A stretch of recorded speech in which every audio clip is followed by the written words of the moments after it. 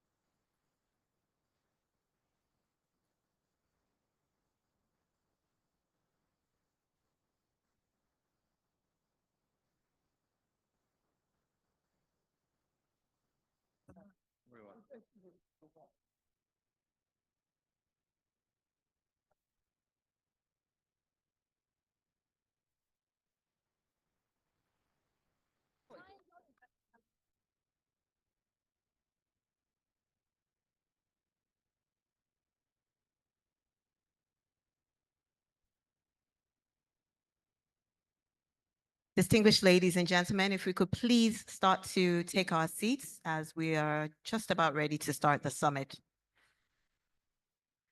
If we could please take our seats so that we can get the program started. Thank you.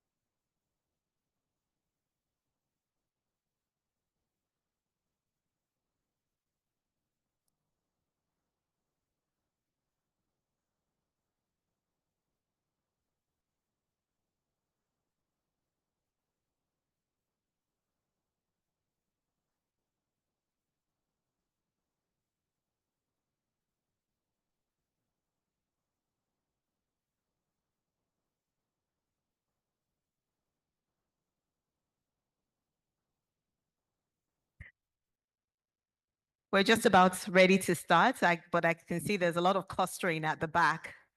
So for those of our participants and delegates that are seated or standing at the back, if we could have a more closed sitting arrangement, please.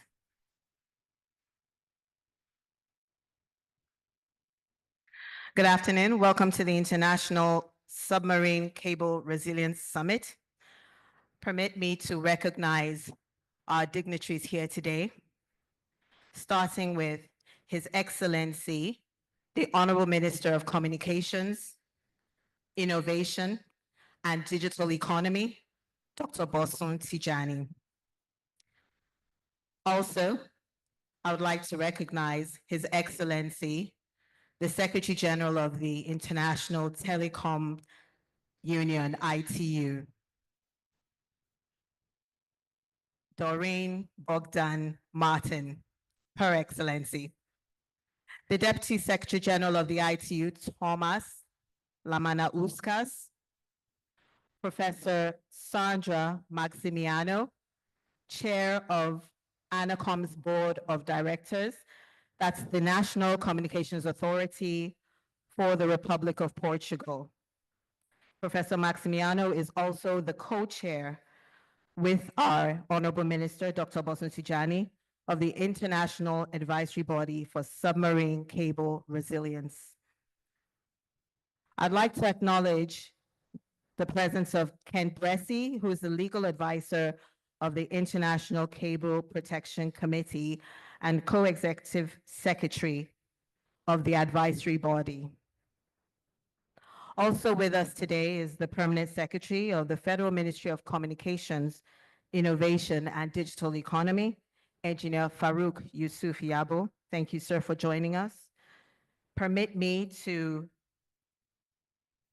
acknowledge the heads of agencies under the supervision of the Federal Ministry, starting with the Executive Vice Chairman of the Nigerian Communications Commission, Dr. Aminu Maida, Professor Ibrahim Adeyanju, the MD of Galaxy Backbone, the Postmaster General of the Federation, Mrs. Tola Odeyemi, Mr. Yomi Aroshafe, the Executive Secretary of the Universal Service Provision Fund, USPF.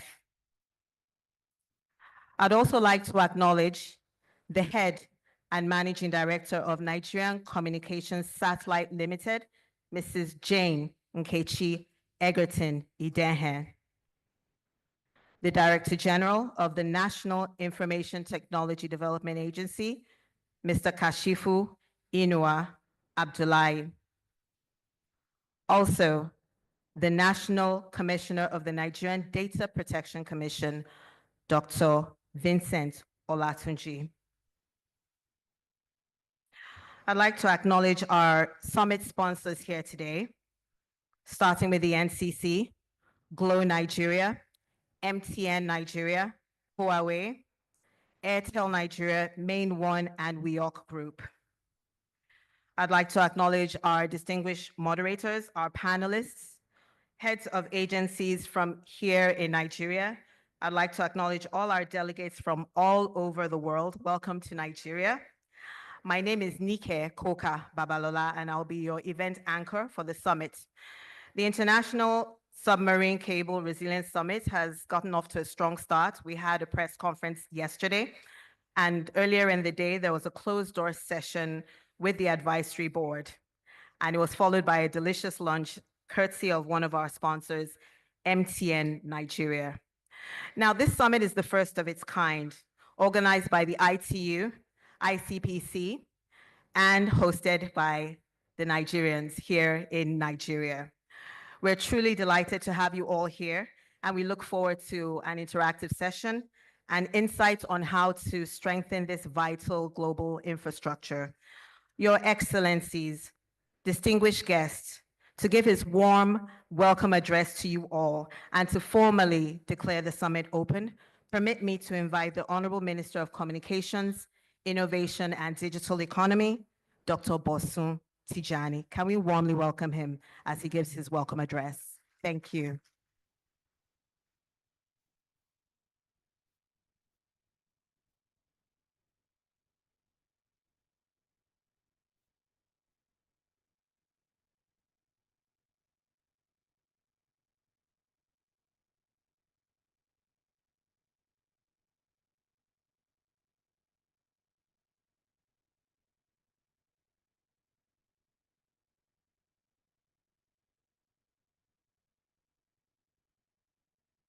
Thank you. Ms. Doreen Bogdan-Martin,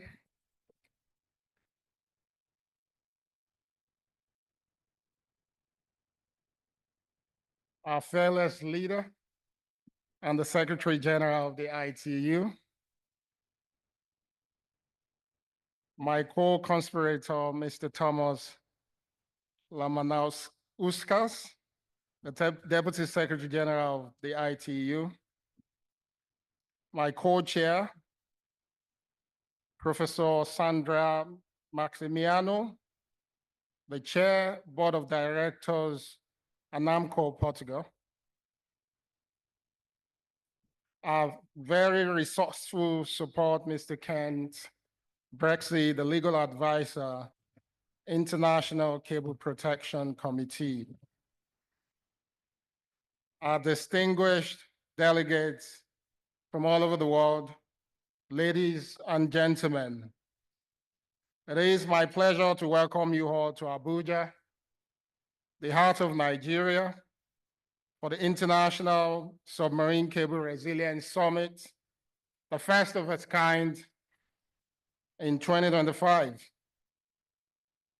Our nation's capital, Abuja, stands as a symbol of unity, purpose, and collaboration, qualities that we believe are essential for the work we're also here to do over the next 2 days. Abuja is a city rich in history and purpose, deliberately chosen as our capital in 1991 for its central location, symbolizing unity and balance in our diverse country. I do encourage you all to take some time to experience the beauty of the city, from its unique landscape to the warmth of its people. This summit convenes some of the brightest minds and leading stakeholders in telecommunications, digital infrastructure, and global connectivity. The resilience of our submarine cable networks is an issue of paramount importance, one that directly impacts economies, security, and digital inclusion globally. Submarine cables form the backbone of the global digital connectivity, carrying over 95% of international data traffic, linking continents, and enabling the smooth operation of modern economies. Yet, despite their significance, these infrastructures remain vulnerable to disruption, whether from natural resources, geopolitical tensions, accidental damage, or evolving cyber threats.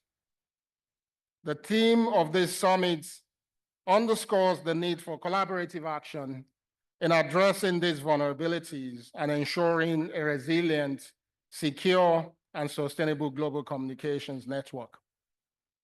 This is not just a technical or industry-specific challenge. It is a global imperative that affects financial markets, digital trade, education, health systems, and even governance. Under the leadership of President Bola Ahmed Tinubu, Nigeria is committed to strengthening its digital infrastructure and advancing policies that support connectivity, innovation, and economic growth. We have taken decisive steps as a nation to recognize and protect telecommunications infrastructure as critical national infrastructure, aligning with our broader efforts to enhance digital resilience across all sectors.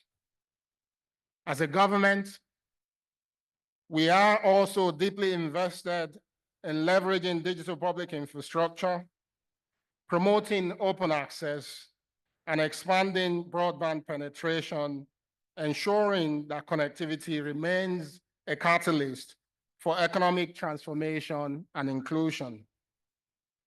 The outcomes of this summit will not only influence policy and investment decisions, but also serve as a foundation for global cooperation and long-term resilience planning. I'd like to take a moment to, of course, recognize the International Telecommunications Union under the leadership of the Secretary General, Ms. Doreen Bogdan Martin, for its unwavering commitment to advancing digital resilience worldwide. In addition, a special recognition to all the members of the International Advisory Body who met earlier today to discuss the summit declaration, which is now available on the board's website. At this point, permit me to recognize and acknowledge the sponsors of this gathering, starting with our local MNO, Globalcom and MTN Nigeria, and also Airtel, Huawei Technologies, WIOC, and Minwon for their support. Nigeria is proud to host this important dialogue, and we stand ready to work alongside our international partners to drive innovation, collaboration, and tangible actions. Thank you and welcome again to Abuja and to the ITU International Submarine Cable Resilience Summit 2025. Thank you.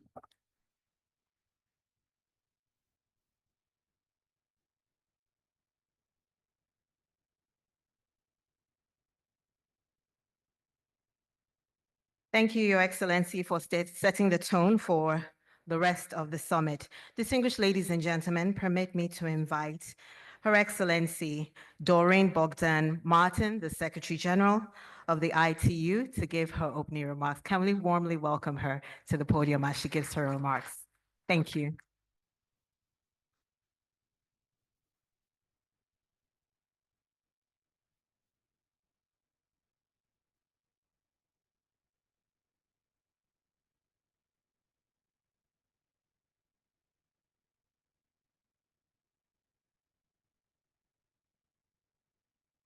Thank you, and good afternoon, excellencies, ladies and gentlemen. To our co-chairs of our International Advisory Body on Submarine Cables, our fearless minister, His Excellency Bosun Tajani, and of course to Professor Sandra Maximiano, who is also the chair of the Board of Directors of ANACOM Portugal. Friends, ladies and gentlemen, welcome to this landmark summit. I want to start by thanking Nigeria for their incredible hospitality, and of course, a special thanks to you, Minister Tajani, for your key part in making this happen, for bringing us all together today.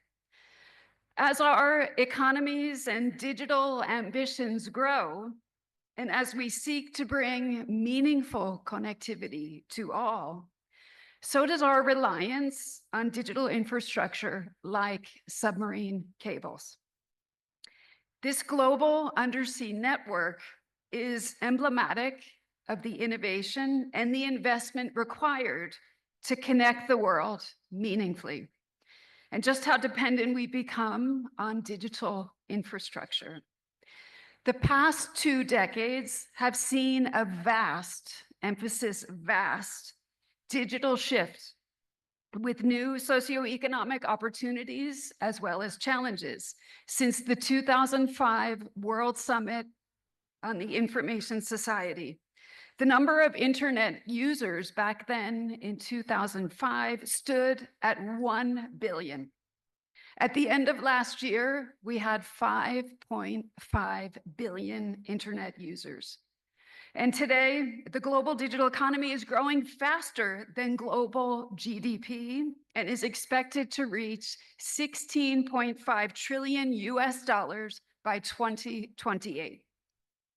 Over the next decade, some estimate that more than 2/3 of the new value creation could come from digitally enabled platforms.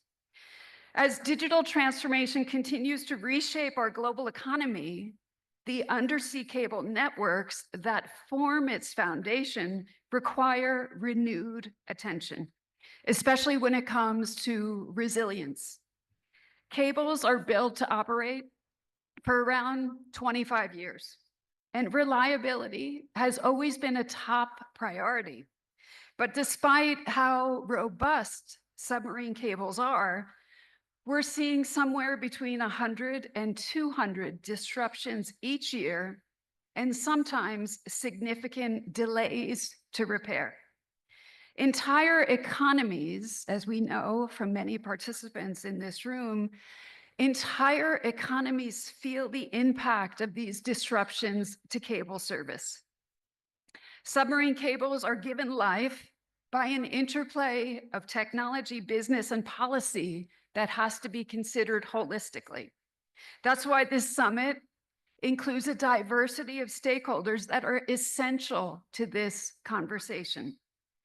We also see this diversity in ITU's very own global membership and our new advisory body on cable resilience.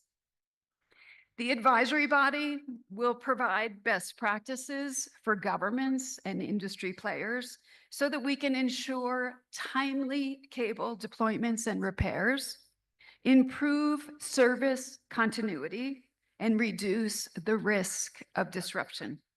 I want to thank our partners, the International Cable Protection Committee, the ICPC, our co-chairs, as I mentioned, from Nigeria and Portugal. And of course, thanks to our advisory body members and to all of you here for the important work that you do. Our advisory body's first physical meeting that was held this morning finalized the structure for our work ahead. And this summit over the next 2 days will explore many dimensions of cable resilience in depth. Ladies and gentlemen, meaningful connectivity requires resilient infrastructure, but it also needs proactive, data-driven approaches to risk assessment. By better anticipating risks, we can better prepare for swift, coordinated action in response. Our strategies have to be environmentally responsible if they're going to be truly sustainable. In the Global Digital Compact that was adopted by UN member states back in September, member states committed to ensuring digital infrastructure and equipment are sustainably designed to address environmental challenges by 2030.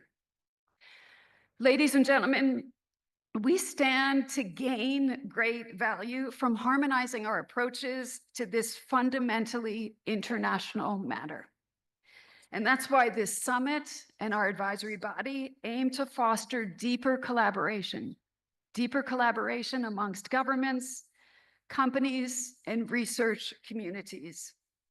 ITU's contribution will build on our 160 years of experience and our membership's wealth of expertise in policy and engineering. We have supported the submarine telecoms industry from its very beginnings. Our standards underpin every technical aspect of this vital infrastructure, from cable design and construction to deployment, operation, maintenance, and repair. Greater cable resilience will demand synergy in the actions of stakeholders right across the public and the private sphere. And I know we will rise to this challenge. Just as standards provide the technical foundations for global business ecosystems, our collective efforts can help to ensure that we build the consensus that is essential to cable resilience over the long term. Our common understandings and best practices that we develop can help pave the way for the shared prosperity and the robust digital future. And Minister, I'm borrowing from your words this morning, shared prosperity and robust digital future that we all want to achieve. And I do have every confidence that we will realize this together and ensure that this vital infrastructure connects our world meaningfully and sustainably for everyone, everywhere, for generations to come. Thank you.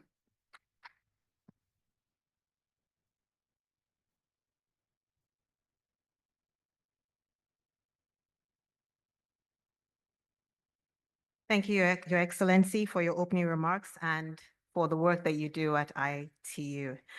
Your Excellencies, distinguished ladies and gentlemen, permit me to invite Professor Sandra Maximiano, the chair of ANACOM's Board of Directors, Portugal, to give her keynote address. Can we warmly welcome her as she comes up to the podium? Thank you.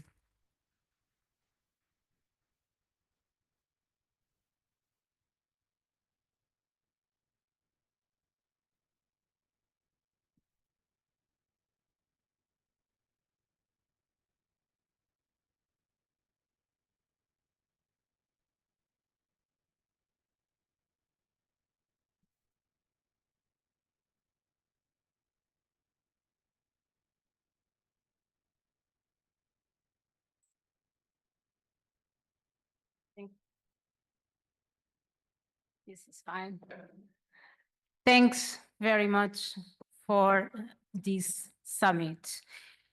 Your Excellency, Minister Bosun Tijani, Minister of Communications, Innovation and Digital Economy of the Federal Republic of Nigeria and co-chair of International Advisory Body for Submarine Cable Resilience, ITU Secretary General Doreen Bogdan Martin, esteemed members of the International Advisory Body for Submarine Cable Resilience, dear executive secretaries of the advisory body, Thomas Lamanauskas and Kent Brancy, esteemed participants of the International Submarine Cable Resilience Summit 2025.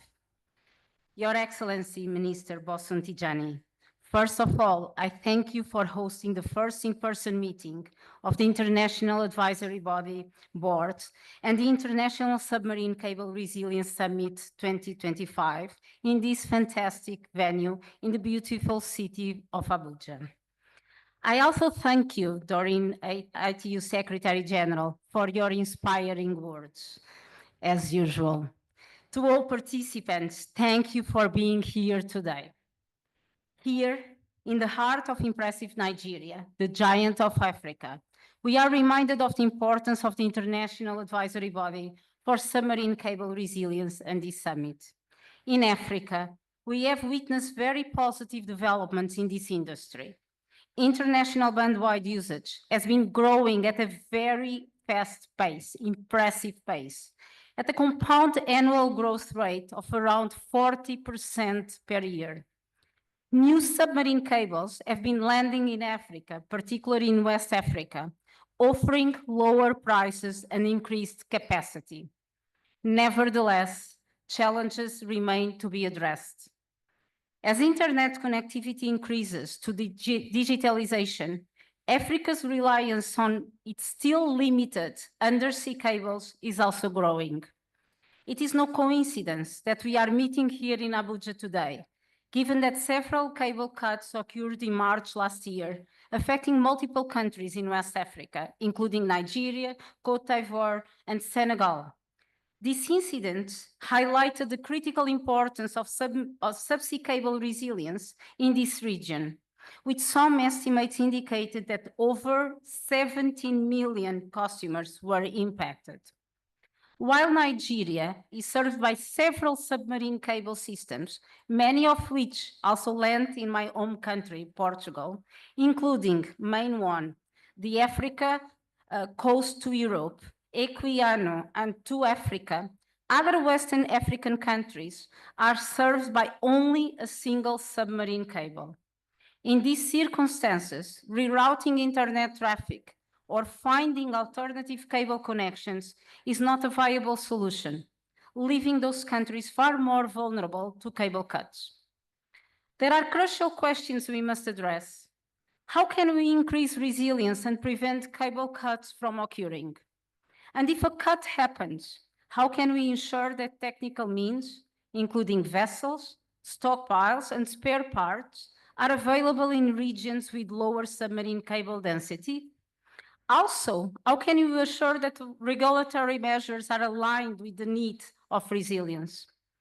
In my view, the work of the International Advisory Body and the discussions at this summit should pay special attention to regions, countries, and remote islands where economic incentives for prompt response mechanisms are lower. rendering them even more vulnerable and more exposed to cable failures. Our work, however, is relevant to all. As we have stated, submarine telecom cables are the backbone of the modern global communication system. Interruptions to these cables can have a significant economic impacts worldwide. Companies, financial institutions, and governments rely on secure and stable connections for their daily operations, and any interruption can result in substantial financial losses and erode citizens' trust in national and global telecommunication systems. Moreover, such disruptions can have devastating societal effects with profound implications for daily life and even jeopardizing territorial and social cohesion. I'm confident that the entire community is closely following our activities. Enhancing the resilience of submarine cables is a multifaceted task that requires collaboration among stakeholders from various sectors. In my view, the International Advisory Body for Submarine Cable Resilience, created by the International Telecommunication Union in partnership with the International Cable Protection Committee, fills an important gap by fostering multi-stakeholder dialogue on a global scale, so much needed. Our role is to promote open conversation, build trust, and ensure that submarine cable networks remain protected and resilient for the benefit of the global community, not just individual interests. By bringing together representatives from diverse regions, industries, and sectors, we aim to ensure that our discussions are based on technical merit and best practices. The advisory body must remain committed to ensuring that submarine cables are safe and resilient and continue to support global connectivity. I'm confident that Nigeria and Africa as a whole will inspire the members of the advisory body and the participants of this summit to address this challenge. Speaking a little bit about myself and my personal history. So my father was a telecom engineer, worked in Mozambique and in Angola, dedicating his life to maintaining and deploying communication networks. I used to spend my holidays in Angola, where I also attended school during my intermediate years, and the memories remain very fresh in my mind. I grew up listening to my father's stories and experienced firsthand the challenges, difficulties, and sometimes frustration involved in building telecom networks during conflict and war times. Security and resilience were always top priorities. Yet, despite the challenges, the overwhelming beauty of remote areas in Africa was a constant source of inspiration, and deploying telecommunication networks was immensely rewarding. Connectivity meant very often saving lives. As a child at school, when asked to draw my father at work, I would draw a spectrum monitoring room, cables connecting the world, him on the top of a jeep beside large antennas and elephants, and of children talking on a phone with their parents. Connectivity was crucial to keep our family together at a distance. I grew up recognizing that telecom networks, including submarine cable networks, were essential for a happy and safe life. Today, my father is retired and back in Portugal, but somehow I feel that here in Abuja, I'm humbly trying to continue his legacy of making difference in people's lives. And as co-chair of the International Advisory Body, I know that my efforts and our efforts will be in vain if we do not work together. As an academic, I used to say, advances in scientific knowledge rely on good collaboration and co-authorship. Bearing this in mind, I would say here today that collaboration, cooperation, and knowledge sharing bring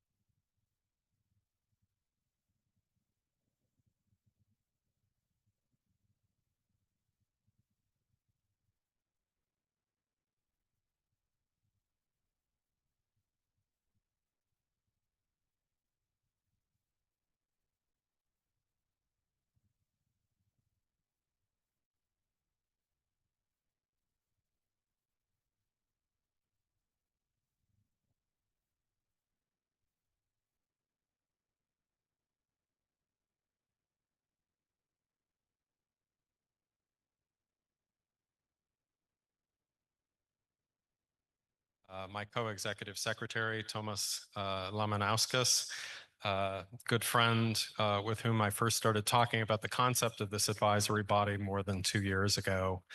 And so after such inspiring words from our keynote speakers today, I'd like to transition to speak about more practicalities and specifics, and to respond also to something called out by the ITU Secretary General Doreen Bogdan-Martin about the need to focus on proactive and data-driven approaches.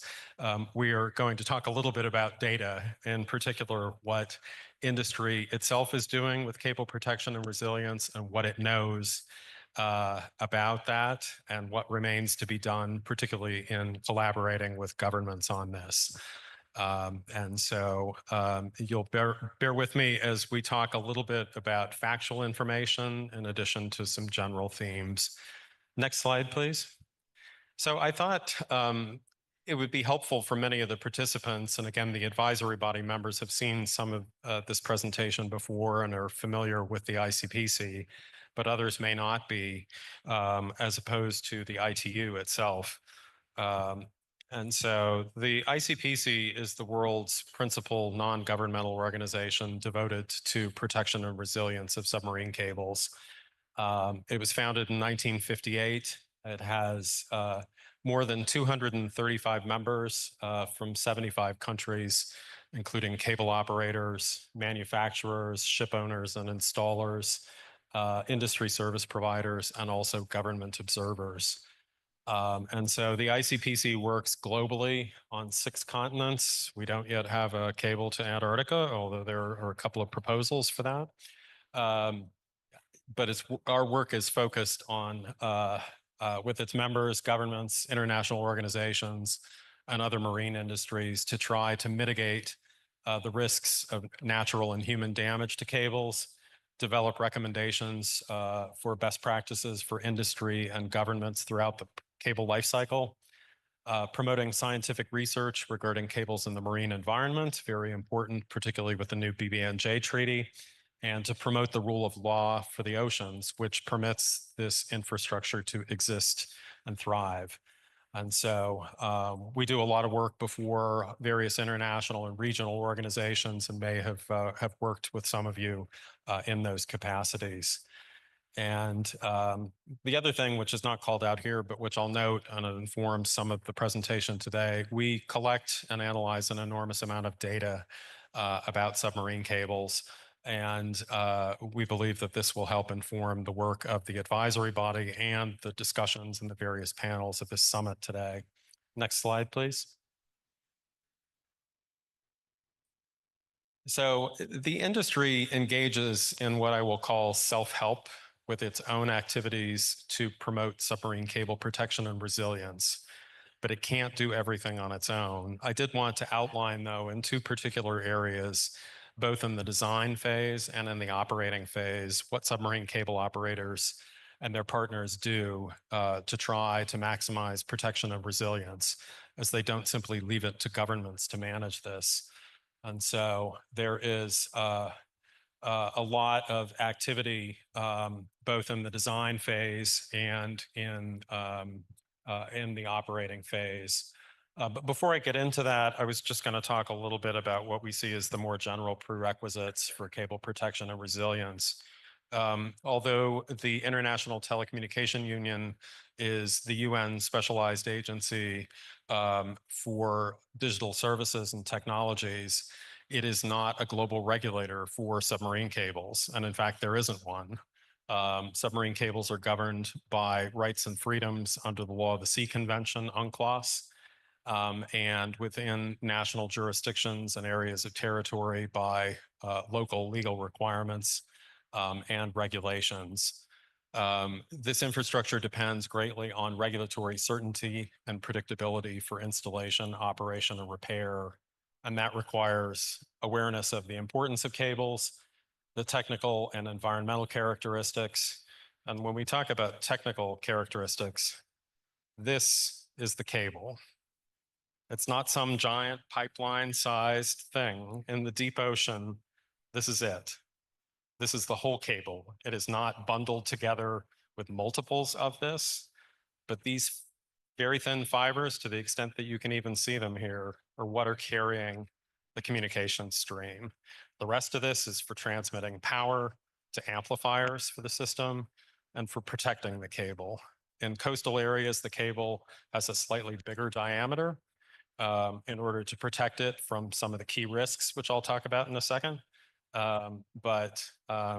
This is a reminder that there's a lot to protect given how small and potentially fragile this is, given the natural and human environments in the oceans.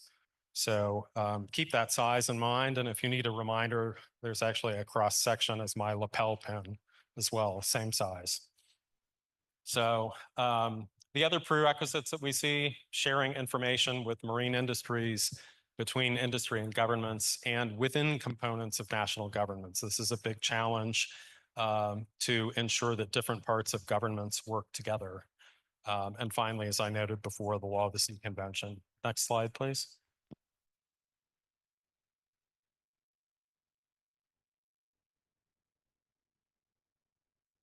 So when we talk about risks and threats, more than 70% of faults, a fault is an event that ultimately requires a repair of a submarine cable globally, are due to commercial fishing and anchoring. But there are a variety of other activities here that you see, both human and some other marine industries, some unexploded ordnance relating to military activities, and natural events as well. I don't propose to go through all of this, but we'll have these materials for reference. But the oceans are busy areas. They're only getting more busy. And with climate change, the ocean environment is only becoming more unpredictable as well. Just consider that with fishing risks being a significant driver of cable damage, with climate change, fish are moving to different parts of the ocean. And that means fishing risks are moving as well, where they were not originally present. Next slide, please. So here graphically, you can see, and this is an industry term, external aggression, which sounds like an intentional attack. That's not what we mean by that. But the principal cause is statistically anchoring and fishing and the others, other human or natural activities. And then with the types of damage, in many cases, the cable damage really involves seawater getting into the cable sheath. So it causes an electrical fault known as a shunt fault. The cable can continue to operate for some time, but it ultimately needs a repair. Optical failure obviously is going to affect the communication stream. Next slide, please. So here we have what industry is looking to do during the design phase.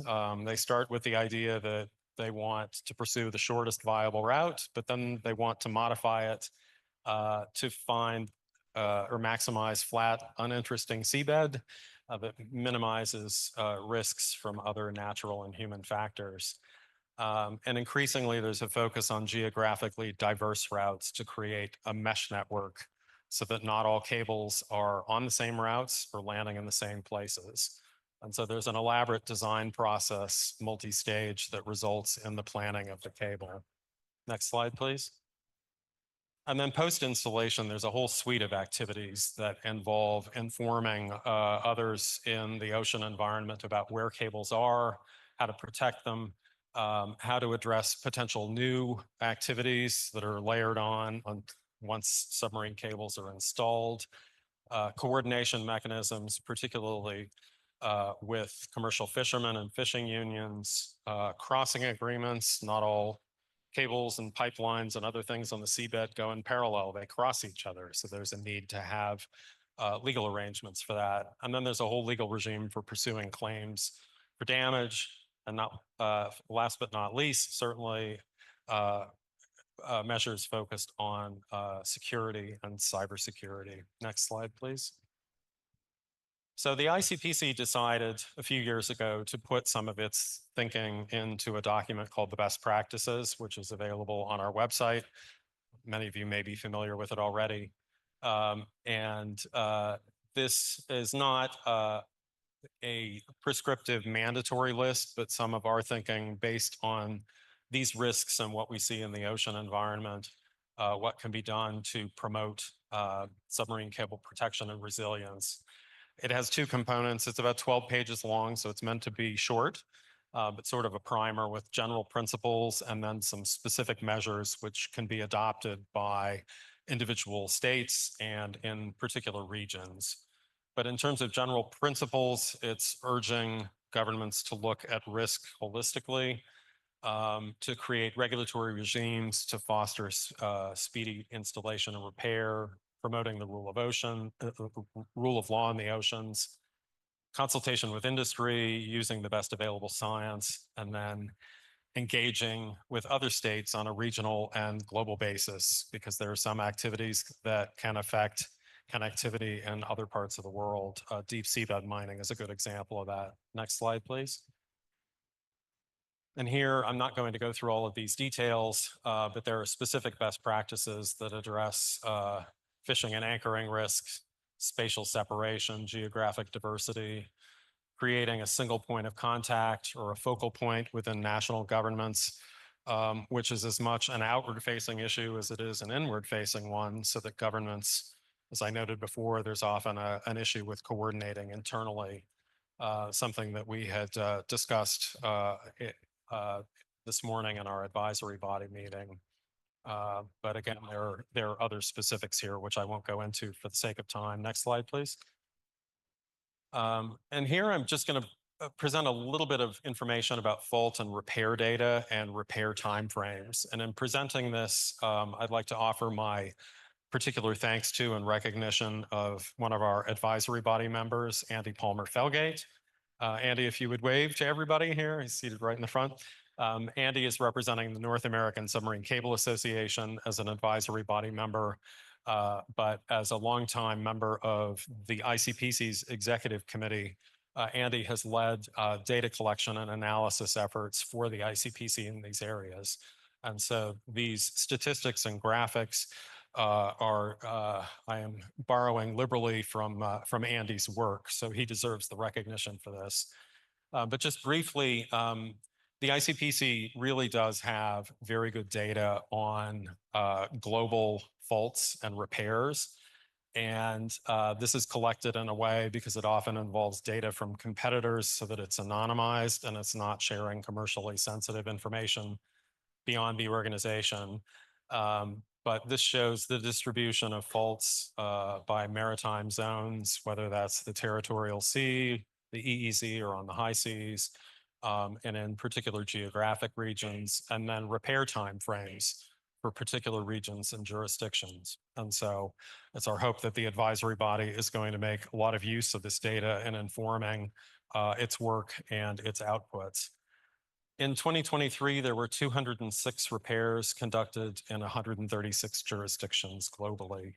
51% involved service-affecting damage. So if you think back to the types of damage that I was referring to, that means that the other 49% were mostly electrical faults that allowed the cables to continue to operate. The longest repair time frame, 947 days. That's a very long time for a repair. These maps are showing two different kinds of maintenance arrangements, zone agreements, cable owners band together in consortia based on geographic regions to contract with ship owners for maintenance. They all have, in some cases, very long acronyms reflecting their geographies. And then private maintenance is more of a vessel owner-led model for maintenance with the particular customers. And so the ICPC's data is gathered from both of these kinds of maintenance arrangements and then anonymized. Next slide, please. So here we have information about both the global distribution of repairs and also where in the ocean they occur. And most repairs are needed in shallow water, closer to shore. That's where the human activity is for the most part, and that's where a lot of natural events can have the greatest impact. And so very few, only 2% in the last between, that should be 2023 in the top slide, not 2013. But that period, 2010 to 2023, only 2% of the faults were on the high seas. And in terms of the global distribution of repairs, I know it's hard to see, but I think we'll make these slides available otherwise. There, you can see how many, on average, how many days or years between repairs is what is distinguishing things. And a lot of this relates to the level of human activity in the oceans. Next slide.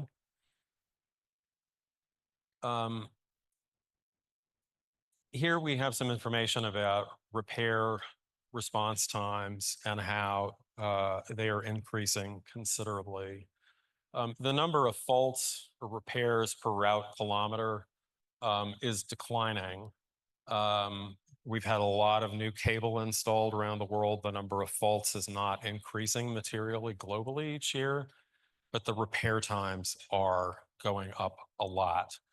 And as you'll see in the top graph, in the blue, the average time between notification of a need to conduct a repair and departure of the cable ship to conduct it, that time is increasing considerably.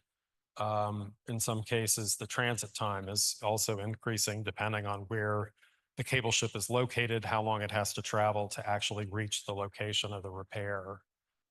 On the bottom graph, you have a comparison of repairs per year versus the total in-service cable length. And so in terms of other circumstances, the number of cable ships has not changed considerably globally. And so this begs the question of why are repair response times going up? Next slide, please. And a lot of it has to do with government regulation in various forms. There are a lot of government requirements for conducting repairs because they are in the territorial sea or they're in the exclusive economic zone, and governments might not abide by their commitments in the Law of the Sea Convention and regulate too far offshore. And so permit requirements might relate to things like customs, needing to import the cable ship itself, or provide a bond. Protectionist measures like cabotage, restricting the flagging of vessels that can conduct repairs, operational permits, security clearances, and in some cases, and this is an issue in the Red Sea right now, sanctions compliance. Other factors include ship availability. As I noted, that's not increasing a lot. And then geographic region and incidence of faults, again, looking at how intensively the oceans are used with particular industries, creates a lot more repair incidents and activity. Next slide.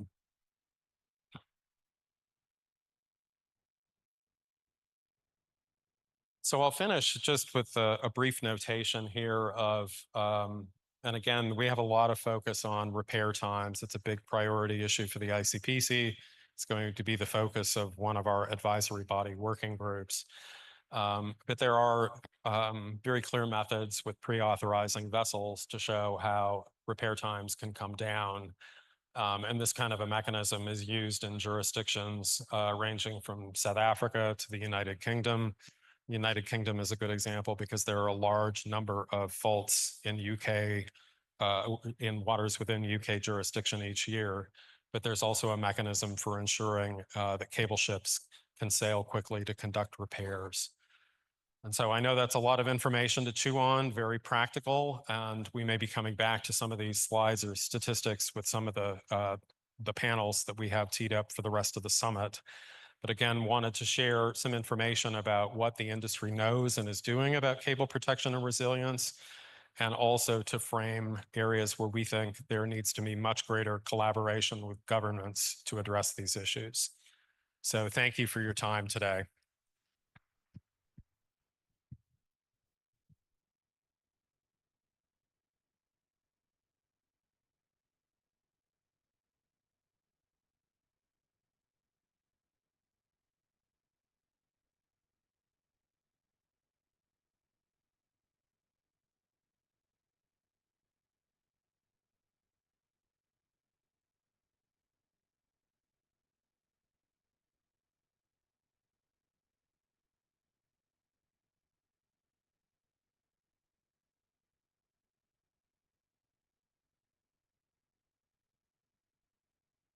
Thank you, Mr. Kent, for speaking on the state of submarine cable resilience today. Now, for those of us who are putting up content for the summit, I understand the hashtag is SubSummit. So hashtag SubSummit.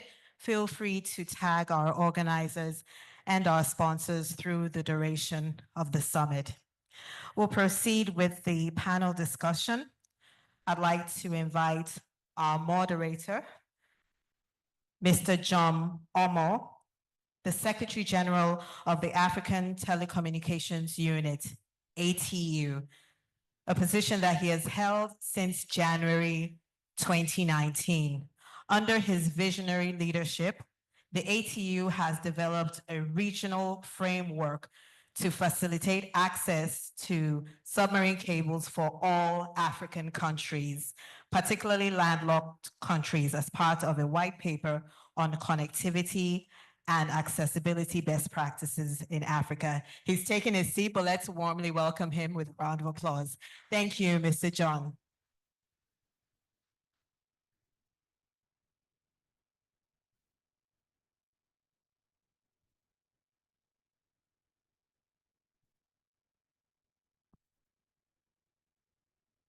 Good afternoon.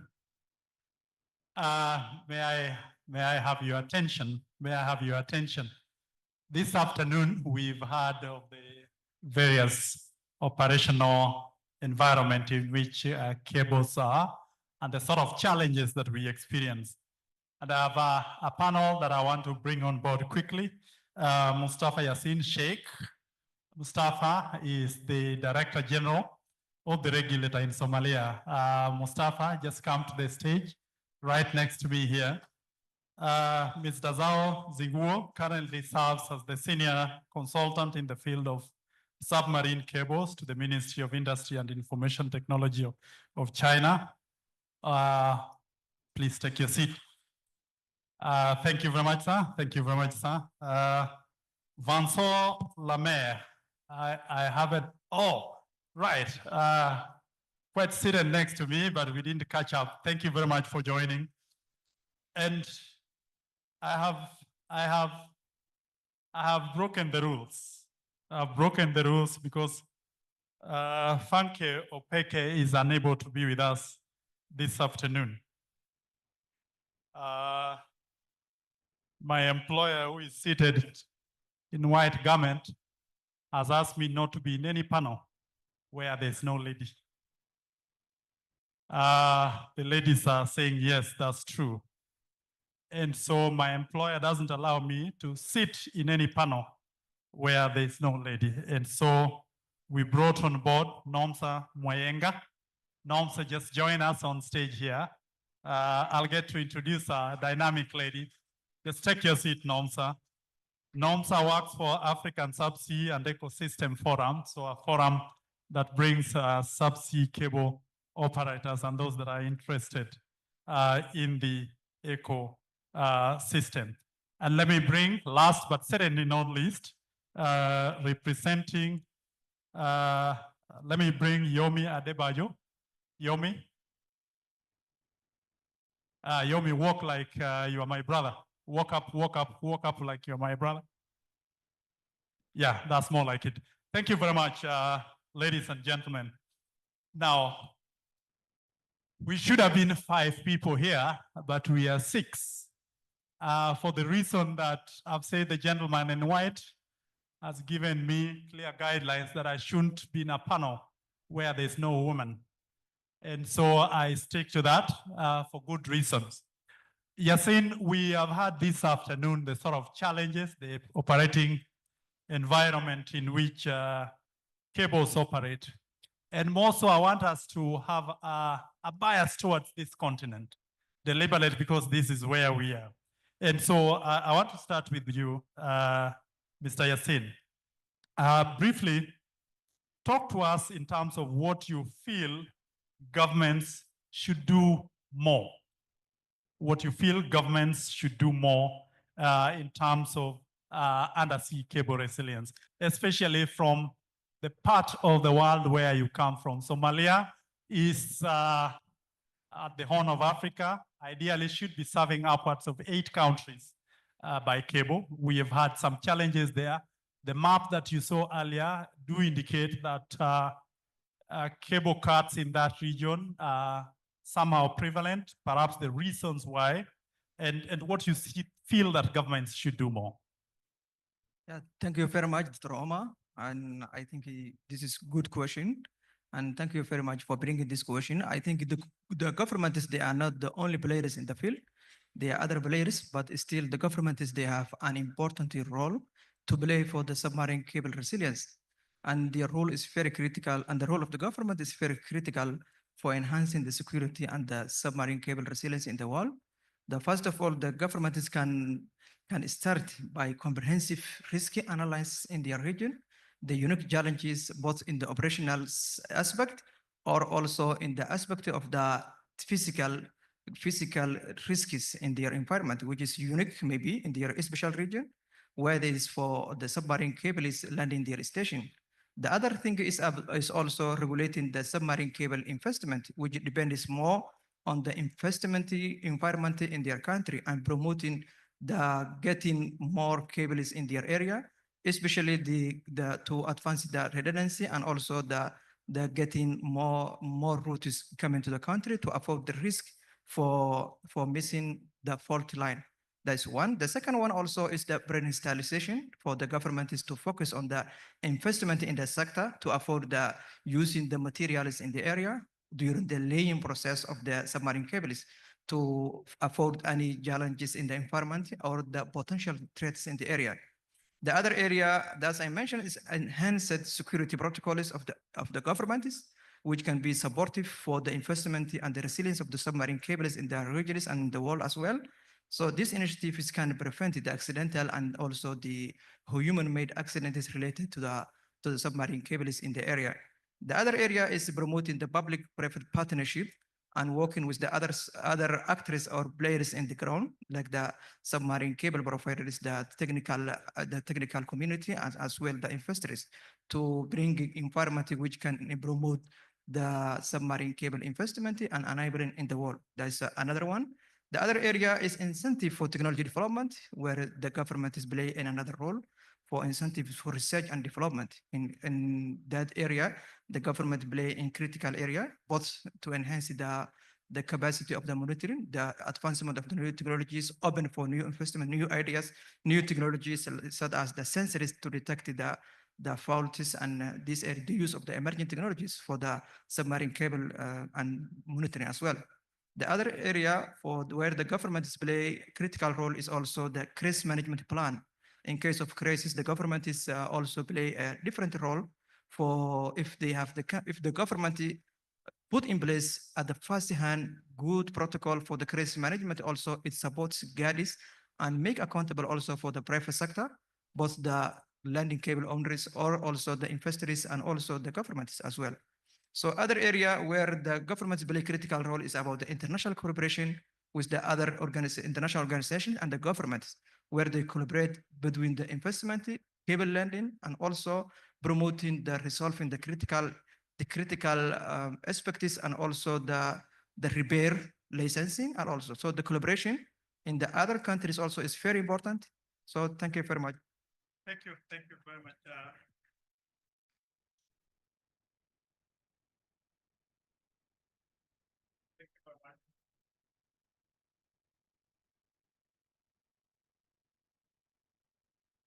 Thank you very much for the response. Manso, welcome aboard. Welcome aboard.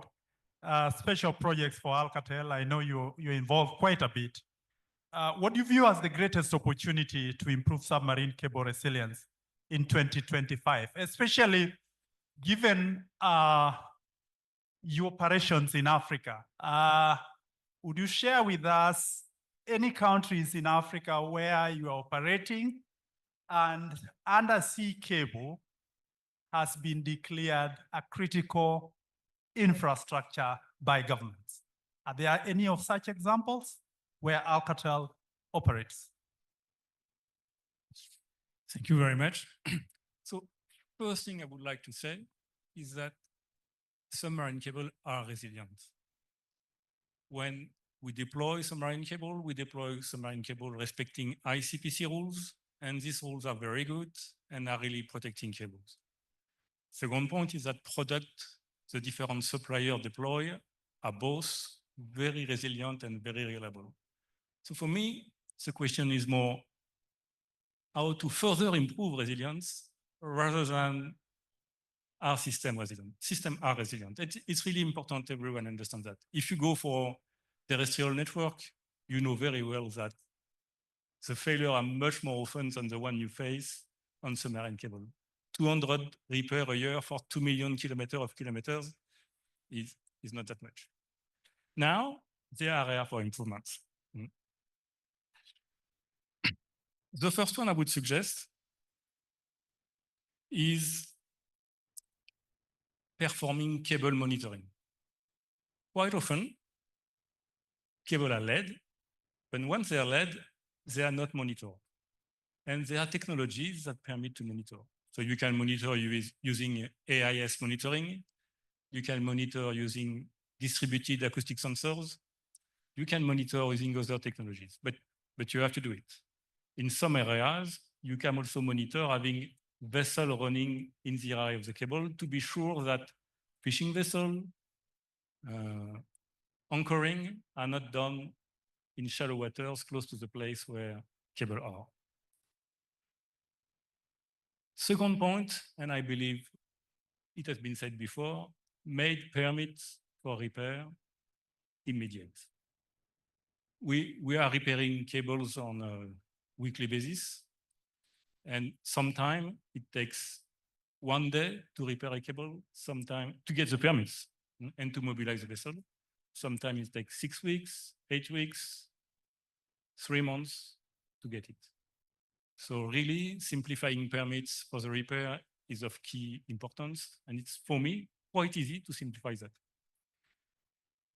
Third point is launch rejuvenation of the marine maintenance fleet. The marine maintenance business is a difficult business. The money countries and cable owners are putting there is not at a level that permit the company owning the vessel to buy new vessels and to replace vessels. If we don't change that, the vessels which are in average already quite old, around 20, the maintenance vessels are around 25 years old currently in average, will become older and older, and we are not going to introduce new vessels. So thinking to the rejuvenation of that fleet, for me, is really of importance. And I will give a last point, or two last points. One is there are countries, there are cable owners that are performing stress tests on their cable. So they simulate a cable cut, they simulate a land cable cut, they simulate a station failure, and they see how the system is reacting. And by that, they know what they have to do when the event is effectively happening. And in particular, I would insist on the cybersecurity stress test. From time to time, cable owners ask us to perform what we call a cybersecurity penetration test on their station. And I can tell you the results are not always very good. Sometimes they are very good, sometimes they are very poor. So this would be my recommendation.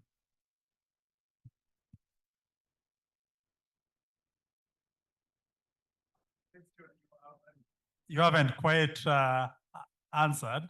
I'll come back to it. In countries where you operate, have you had instances where government takes a deliberate action to declare undersea cables a critical infrastructure? I didn't get that. I didn't get that, sorry. In fact, cables, submarine cables are part of marine maintenance agreement, or they are not part of marine maintenance agreement. If they are part of marine maintenance agreement, there are rules of reparation, and we apply the rules. We don't go for governments. We apply the rules of the contract. From time to time, there are cable owners who don't want to be part of maintenance agreement because they don't want to pay. That's happened. And then they come back to you and they say, I want to be the highest priority. There, it's become difficult to implement it. Thank you very much. Thank you very much for the response. Mr. Zhao Zinguo, Senior Consultant, Ministry of Industry and Information Technology of China. I hope our interpretation is up and running. Confirm you are hearing me? Thank you. In general, people are more aware of the importance of submarine cables, but do you feel that governments are more actively involved in real practices and coherent policy to ensure their resilience? Do you feel that governments are doing enough in terms of coherent policy practices to ensure undersea cable resilience? And if not, what more can we do?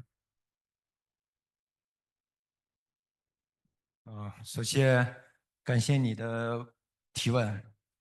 应该说，海缆越来越受到了各方面的高度重视。10年前呢，海缆可能只是工程师口中的Sorry, I think my panelists need the headgear. If the stewards could kindly help. 但是如今呢，海缆事故的连续反应已经让它成为了国际新闻的常客。尤其是在2022年，唐家火山喷发，破坏了海缆，让这个太平洋岛国的通信瘫痪了近2周。再一个呢，应该在国际上也是几近失联。还有一个呢，就是欧亚间呢多条洲际海缆连接也发生了故障，所以也影响了欧亚间很多企业的数据通信。这些事件提醒我们，海缆呢的安全不仅仅是一个技术问题，更是一个关系到一个国家和世界的联系，也关系到全球经济的稳定，也关系到各国人民切身利益的一个战略问题。刚才您提到的这个政府行动，应该说这个政府呢作为管理者和服务者，在保障海缆安全、提升海缆韧性方面承担着不可替代的责任和使命。许多国家的政府已经从被动应对正在向主动出击，开始采取了一些积极的行动。尤其从国际范围来看，首先在这个机构方面，一些国家也成立了海缆的专门机构，还有呢，组建了跨部门的协调机构，比如说在中国，专门组建了跨部门的协调机构。还有呢，有些国家呢也设立了海缆韧性的专门的资金，专项资金。还有一些国家呢，动员了海洋的一些执法力量。总的来看呢，我们看到的，国际上围绕着海缆议题的政府间的对话和合作呢，也在不断的增加。从这一点来看呢，我感觉呢，政府的这个行动正在发挥作用，力度也越来越大。从中国来看呢，的确在这方面也采取了一系列的措施，比如说我刚才讲到的，成立了跨部门的联合机构进行协调相关的事务，还有增加了一些船只的巡检和检查。再一个呢，开展了这个教育普及教育，还有呢，加强了一个国际的一些合作。当然我们也可以注意到呢，与相关发达比较从资源的调度以及海缆的保护方面，在发展中国家来看，仍然是需要进一步加强的一些工作。的确，它也处于一个弱势的地位。所以我们认为呢，发展中国家对海缆韧性的需求反而更加迫切。这些国家的需求应该得到更好的倾听和关注。您刚才提到的说政府的连贯一致性的政策，我呢认为，应该政府呢做一个政策的制定者，应该关注2个方面的一致性。一种呢是海缆发展政策、保护政策和灾害管理政策的政策工具的完整性和相互的协调性。在这个方面呢，我们认为，各国政府呢都在结合本国发展的目标，和具体的情况，不断完善本国的政策工具箱。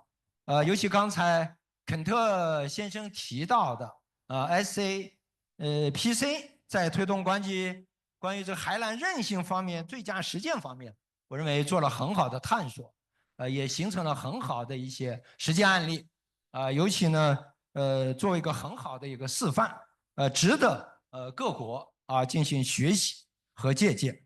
当然，政策的制定也是一个复杂的社会工程，我相信呢，各国的政府和立法者也在不断的在做出探索，不断的进行努力。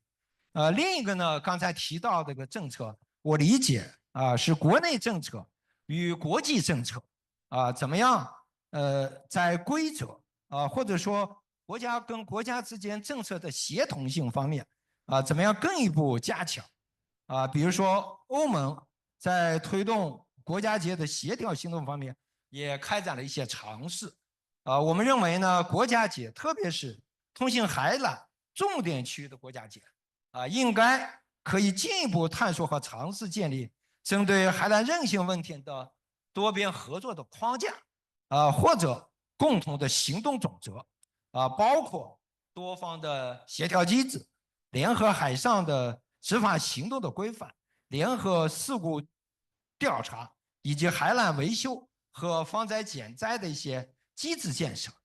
当然，在这里呢，我再强调一点，就是谈到政府在海缆保护法律法规方面需要努力的方向。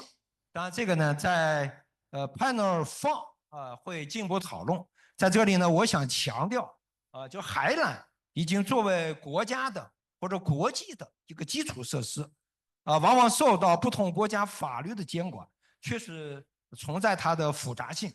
所以我认为呢，应该在尊重各国主权的基础上，基于平等、协商、共识和开放的原则下，开展国际层面建立海缆保护的公约或者说规范，明确国家的义务、保护的行动和迫害追责等相关的原则，为各国制定政策提供方向的指引推动各国政策和管理活动更加顺畅的做好衔接和合作谢谢。Thank you very much. Thank you very much. I got quite a bit of the last bits of it, but I think the point you're making there is standard setting, both at the national level in terms of various agencies that are involved in the ecosystem and at the international level, because of course there are various players, including international waters. And that's where I want to bring you on board, Madam Nomsa. You are working in an ecosystem trying to bring the various players in the ecosystem, be it private, be they public, to deal with standard setting on issues undersea cable. Please talk to us about this and how you feel governments can assist more in that regard.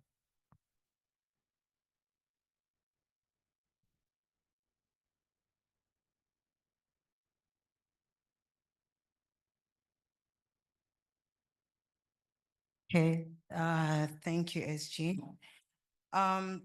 From my perspective and my observation, I think everything has to start from somewhere. And when you look at the efforts that government is making, governments across, particularly the region I am seated, and the level of participation and collaboration between the governments and private sector, it's being driven by a need. So I don't have enough data to represent what is happening across the region or internationally. But what I do know is everyone at this point has experienced some sort of outage that has impacted them one way or another. And what is starting to happen is government and the private sector are trying to reach out for solutions. And what has always been present and in some way also missing has been vehicles that drive the collaboration. So this is why we applaud the development of vehicles such as this one, which can come and hold hands from different sectors. You will find government will always be more concerned about regulation and security. and the industry is more interested in developing the technical expertise and the operational expertise. And those are two parallel, even though they intersect at various levels. And my observation is that this is now starting to happen more and more.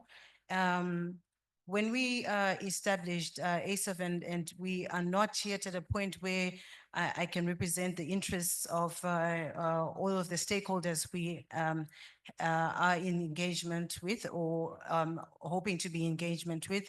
What I'm seeing is a common need for centralized repositories, data repositories. So if I go back to some of the data that has been shared, Andy and team have been working on some very good data sets. In some cases, that is not relayed to some of the users and people that need to use some of their data sets. And there's a lot of sprouting technologies which can be used, but it just now takes us to take a step back and use the different vehicles to keep the conversations going, and to also form community to support government and the private and public sectors, so that there is continued dialogue, because that's where a lot of the problems and a lot of the opportunities can sprout out. And there are so many people that I see in the room, distinguished delegates as well, that are interested in moving forward, finding solutions and innovations that can help with cable resilience, and looking at it from the undersea telecom side. Undersea, there is the blue economy, and also the terrestrial side of subsea cables, because a subsea cable in some cases doesn't just end at the shore. There is a need for that cable to be terminated on the terrestrial. So it's all efforts that everyone is trying to make, and we just need to come together more often. Thank you very much, Madam. I think a centralized data system where people can share reliable information for purposes of decision making comes to the fore quite a bit. Yomi, certainly last but by no means least. It's not that there's a need for greater engagement between submarine cable industry and governments. That need is a given.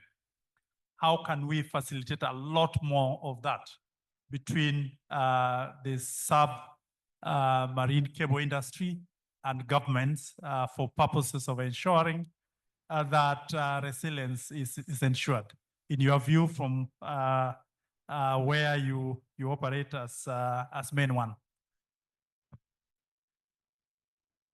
Yeah, thank you very much, John. You know, as an operator, first and foremost, I want to say that I am really happy to be in this room, because right now in this room, we have the center of gravity for the submarine ecosystem, right? Because we have both the operators, we have the regulators, and we have all the different participants in between. So, and this could not have been possible also if not for an event that happened last year, March, I think, where we experienced an outage. And it was interesting to listen to the data that was being shared by Kent, which was showing that most of the cable fault outages, 54% of them actually happened within the exclusive EEZ, exclusive economic zones of most countries. And that is what happened in our case. Our cable has been in existence for the past 15 years. We've only experienced 3 outages. 2 has been as a result of trawling, potentially trawling activities, and 1 has been as a result of seismic events that happened in Cote d'Ivoire. But yeah, in terms of cooperation between public and private sector, I think I'm not going to rehash some of the things that a lot of people have said, a lot of good points, both in terms of proactive measures, both in terms of cable redundancy, cable resilience, cable protection. So I don't want to focus on that. I want to focus on 3 things, and I want to reframe the issue. You understand where we are coming from. Essentially, as Kent mentioned, the average mean time for repair for cables when they get caught, because you can do all the things that are right, all the proactive measures, and you still have like a seismic event and your cable gets caught, right? So the average mean time for repair usually on this side of the Atlantic anyway is usually about, let's say, about 6 weeks, right? Depending on if you have enough spares, if you have the manpower, and most importantly, if the vessel is available, because you either belong to either of the two consortia really that really drives either cable laying or cable repair, and each of the consortia possibly has maybe 2 or 3 vessels. There on this side of the Atlantic, there is no single cable repair that is dedicated. When I say dedicated, I mean that is as a logistic base on this side of the Atlantic. I think there was something around South Africa some time ago. I don't know how that went. Now, what is the issue I'm trying to frame here? So even if you have a cable repair, A, it takes you about 6 weeks for you to get done. B, average cost of repair is about $2 million. Average personnel cost is about $250 to $500 per day for each personnel on the vessel. And average mean time also to get all the permits is usually, depending on how efficient, where the cable fault occurs, and how efficient that administration or government is usually maybe about 4 weeks. I'm getting somewhere with this. And now if you look at all of, and the average, sorry, one last point, the average touch point in terms of government agencies that you have to either get permits from or seek permission from is usually at the very least 6 or 7 agencies, covering their maritime agencies, their customs, their immigration. So the list goes on. Now, I'm speaking from a bit of a narrow experience because I'm talking on this side of the Atlantic. So for me, in terms of where do I see greater cooperation happening, I think a couple of things need to happen. And, it's a great thing and it's a great initiative that, we have all of the partners and operators in this room right now. I think from an African, looking at it from an Afrocentric perspective, I think one of the things that we need to do also is to own the initiative. And I'm so glad that the minister is really canvassing a lot. And the fact that we were able to put this together in Nigeria is really a testament to how much we're trying to champion some of these things. Now, where do we need that investment? We need and it's amazing. Sometimes when we think about it, it's really something that is simple, but at the same time, we put our heart to it, we will overcome the challenges and difficulties. There needs to be a logistical base within Africa, along the coast of this North and South Atlantic, right? And there needs to be a dedicated vessel that all the governments can all invest in, and essentially make sure that cable repair times, the deployment time is cut down significantly, and more importantly, the cost is also cut down significantly. Now, when you have these issues, no matter how many proactive measures that you put in place, when you do have a disaster or a cable cut happening, now you have the ability and the capacity for a vessel to be deployed within, why can't it deploy within 2 days, 3 days to get to within a week? The other choke point is on the permitting side, right? We need to have a single, and I think that's where we also need to see more increased flexibility from governments. And if we designate submarine cables as critical national infrastructure, when they do get damaged, then there should be a single permitting source where you can, a one-stop shop, where you can get all your permits for that particular vessel, and they can go out and immediately do the cable repair. So again, if you complement the logistical base, all right, that has a place where you have all the spares, where you have the vessel, together with a enhancing permitting process and enhancing and simplifying the permitting process, you for this side of the region, I think you do a significantly better job. And I'm going to latch on also to one last thing that Nomisa was talking about. The problem on this side of the Atlantic is there's already resilience built in a number of cables, and we already have redundancy, and there's a lot of there are about 10 cables that cover the North and South Atlantic region, if I'm counting the Ella Link and the sail cable that connects with South America. And each of the cable operators are buying capacity off each other, so there's a bit of redundancy, right? The 25 years ago, there was a supply issue, but now we have a supply glut. So the real issue really is on the middle mile and last mile. That is where we have the big problem on this side of the world, right? And that is where we need more cooperation again within governments, right, to make sure that, you know, the borders, we don't see borders as geographical points where, you know, everybody isolates themselves, but rather, you know, you need to build more capillary networks across the entire Africa to make sure that the supply that gets to the shores of all these coastal states gets piped and transported to the people that need it. I think those are my prescriptions. I have a bit of other prescriptions, but time will not let us to allow us to talk into everything. But again, I think it is really great that, you know, we have at the center of gravity all the people that are important to make things happen, and we're having these conversations now. I think what would be great is to make sure that we don't lose the momentum of the velocity that we're creating at this point, and there are actionable steps at the end of the day that helps us to ensure that we have shared prosperity through the digital innovation and the digital infrastructure that is built across Africa. Thank you. Thank you. Thank you very much for those comments. I want to open the floor to the audience. I think there are a number of issues that have come from the panelists. More so, the issue, the need for a lot more cooperation and working together between government agencies, a lot more cooperation at the international plane. The fact that there is perhaps an investment opportunity for a lot more repair vessels and operation centers for a region as busy as this. So I'd like to open the floor. The Coast Guard, the Maritime Authority, the communications regulator not talking to each other quickly enough for purposes of ensuring that licenses are given in time, permissions are given in time. And so the turnaround time when you have to see upwards of seven or so agencies when there's an emergency is sometimes utterly frustrating. Let's admit it. It's not that the cable is cut because you wanted it cut. It's cut because of some force external to the operations.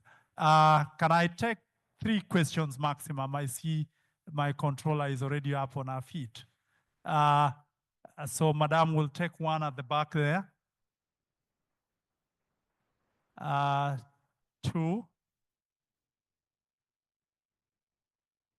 I was hoping that my regulator is still in the room. I'd like to see how fast he talks to his regulator at the maritime front in Lagos. Okay, let's get mics to those 2. Quickly, brief to the point. Don't make statements. Just ask the question and indicate whom it is directed.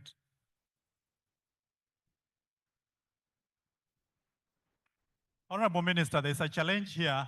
Perhaps when next you're in cabinet, a lot more cooperation between the maritime regulator and your agency. In Nigeria, fortunately, you only have upwards of 7. I know countries where for you to get a permit to the coast, you are talking out to upwards of 15 agencies. But I think the sense of what has been shared here is a framework where various regulators can work, the Maritime Authority, the communications regulator, so that when there's a cable cut, we deal with it as an emergency. That perhaps may be one of our take homes this afternoon. Go ahead, sir. My name is Christian from Ghana.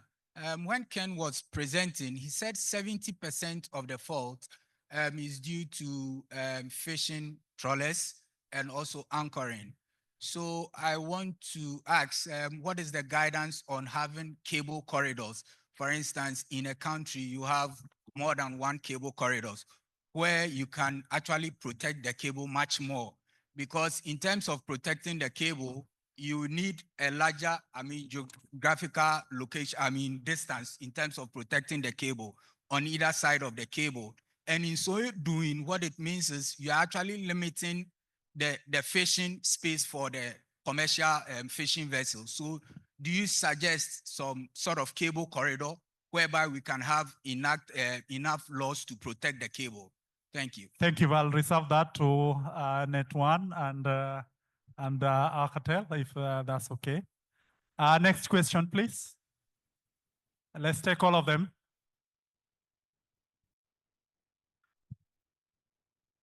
Okay, thank you. My name is Soye Kachi Obwe from WIOC.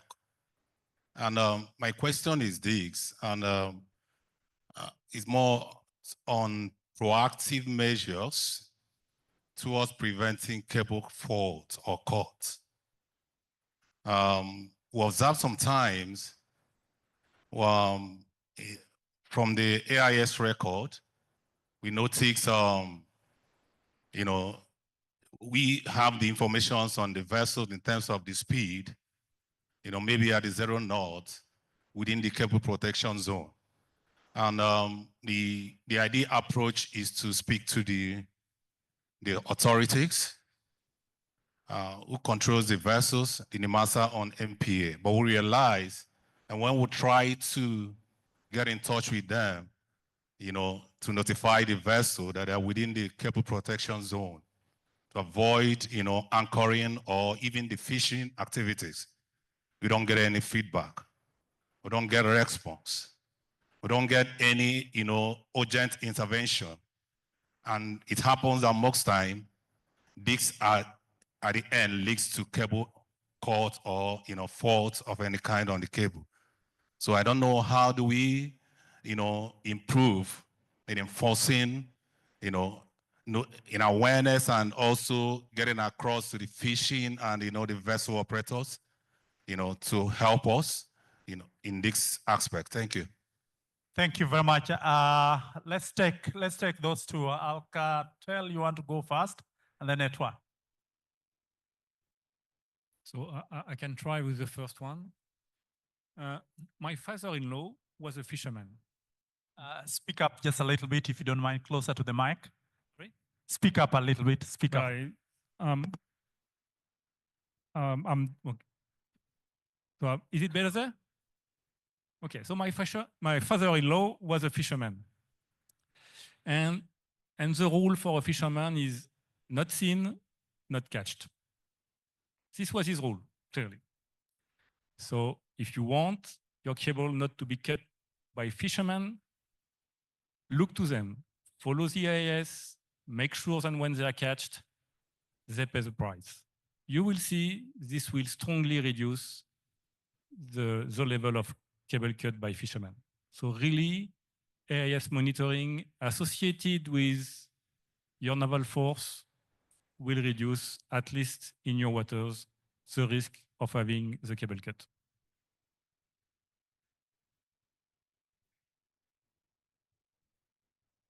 Yeah, thanks. You know, on this cable corridor, I think it's a great idea. It's a great initiative.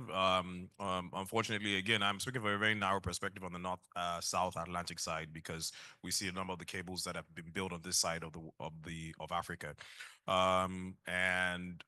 Unfortunately, at the time there was no designation of a certain corridor, but fortuitously, everybody has built really along the same side, within either from north down to all the way to south. So I think it's a great thing, you know, if you designate as a cable corridor. On the AIS, you find that most fish trawling, most of the fish trawling activities, most of them don't put on their illegal fish trawling activities. Most of them don't put on their AIS. So it's very difficult for you also you see it very difficult for you to monitor or to contact those vessels. So you need a stronger enforcement body in terms of being able to address some of these things. And you need a bit of, and I guess for me, looking at it, I think one of the prescriptive things that we can do is, if, again, regionally, because it impacts everybody, if regional governments together with private sector come together and form an active body that is responsible for monitoring And you know, we can fund it. It's something that it's for the benefit and good of everybody. You have a dedicated body that is actively responsible for proactive measures in both monitoring and preventing some of these illegal fishing activities, or some of making sure that people don't go within cable corridors. That's obviously something that would possibly work. And because also the mandate would be on a regional basis. So we stop maybe doing it, approaching it from a country by country basis for those that are within the same EEZ at the very least. I think that might be one prescriptive way of going about it. I'll take that to be your last comment. The lady, please go ahead. Amiso? Yeah, sure. I'm looking at it from a perspective of proactive measures for preventing cuts. In some cases, it's not possible to prevent a cut, and looking more at there is potential to prevent cuts for sure. But in other cases, there's natural disasters that happen, seismic activity that has been mentioned. And in that case, it's a matter of streamlining processes. And we need to collaborate on this, because in most cases when there is a fault, an outage, think about the worst case scenario of the 937 days it took someone to get access in a specific area. It's very easy for us to point fingers. They don't pick up their phones. We need to collaborate on what exactly the problem is. So we need to go dig deeper, root cause analysis, so that we help each other. You'll find that once you communicate with them, they'll tell you, we don't have certain infrastructure, we do not have this and that. And I think it's a good opportunity at this moment to start leveraging upcoming technologies, AI, drones, and trying to invest into knowledge around that and how we can leverage that to our advantage. Thank you. Thank you very much, Mr. Zhao. Your closing remarks. Your closing remarks. 我也谈点个人的看法啊。我个人感觉，围绕着海缆中断，应该分3个层面，来采取措施。第一个呢，就是事前的预防，因为现在大家都知道，这个技术发展很快，说需要利用一些新的技术，不管是船的技术，还是监测的技术，包括一些追踪定位的技术，要提前怎么样有效的预防。与此同时呢，在预防这个环节呢，我个人感觉可能要加强一些制度的一些完善，在这个政策方面，出台更有利于这个提前防范的一些政策措施。第3个呢，我个人感觉可能要加强一些有效的联动的作用，这样的话呢，效果会更好。第2个阶段呢，就是适中的阶段。适中阶段，我个人感觉呢，更多的是怎么样能够快速响应，怎么样能够及时的有维护船能够派出，同时提升这个维护的能力。所以从这点来看，这也是我们建立这个咨询平台，发挥各方作用。更重要的是，对于一些好的实践案例，大家怎么样更好的分享。第3个呢，我个人感觉在这个事后阶段，要进行很好的梳理总结，找出一些薄弱环节，找出一些可以进一步完善的一些制度措施，最终形成一些好的制度、好的做法。最后呢，我想说的是，应该说我们今天开的这个会，不管是上午的闭门会，还是今天下午的国际海缆韧性的分会，我理解这就是一个新的平台，也是一个新的起点。通过大家各方共同努力，我相信会有一个新的迹象。当然也是希望通过我们共同努力，我相信，我们国际海缆的韧性，会越来越好，会更好的服务或者造福于信息社会，会更好的服务人类社会。谢谢。Thank you, Mr. Yassin. Briefly, your closing remarks. Thank you very much. As said, the international submarine cable is the most critical issue is the collaboration between the different actors and the government. As you know, the submarine cable is span about the different territories, so they need collaboration, whether it is about the maintenance, repair, and the emergencies preparation. So, and also the joint research in every area and the research and development, standardization, and in the industry and the governments, we have the enough good practices. So from the ICPC or from ITU or from the industry as well. So it's better that we follow the technical guidelines and the good practice, the good whether it's for the government or for the industry. Then this collaboration will support a lot and will facilitate a lot, upgrading our standardization and in the area. Information sharing as well is another critical area between the governments and also crisis response framework expansion between the industry and the governments again. So I will say collaboration, collaboration, collaboration. Thank you very much. Thank you very much. My controller tells me there's never good time. There's never enough time for good things. But I think this is too good that in terms of our summary, a lot more need for institutional linkages in country. We need to talk to each other. The maritime regulator, the coast guards, the communications regulator, a lot more, a proactive framework where if it happens, then we have this single window where an operator goes and does not need to straddle between 10 or 7 regulators to get specific permits, each permit for purposes of, I see my regulator in Nigeria is nodding, hopefully in agreement that he'll start talking to his maritime colleague.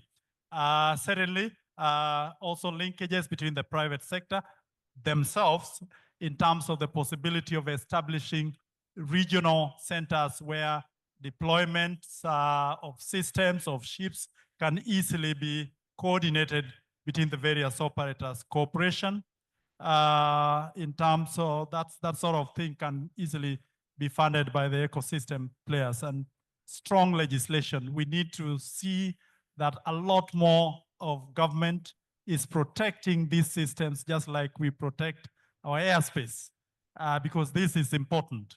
West African region was off for quite some time when there was a cable cut, and it's not good for everyone. The same applies to the East African region. Thank you very much, ladies and gentlemen. I really sincerely want to thank you. As I say, this dialogue continues. There's never enough time for good things, and this has been good. Thank you very much, and thank you very much for being a wonderful audience. Bye-bye for now.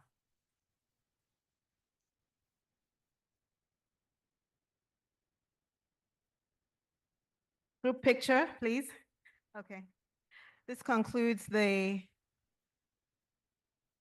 panel session, first panel session. Would like to appreciate the moderator and all the panelists.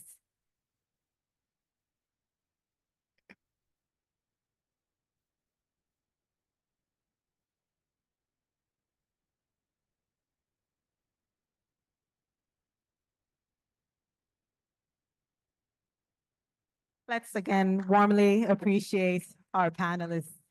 Thank you. Your Excellencies, distinguished ladies